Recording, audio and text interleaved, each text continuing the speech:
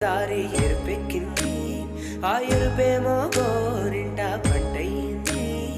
పండిన చేతికెన్నో సిక్కులొచ్చి ఆహా సిగ్గంత చీరగట్టింది చీరలో చందమామ ఎవరమ్మ ఆ గుమ్మ సీతమ్మ సీతమ్మ వాకిట్లో సిరిమల్లె చెట్టు సిరిమల్లె చెట్టేమో విరగబూసింది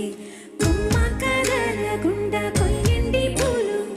కోసినవన్నీ సీత కొప్పు చుట్టండి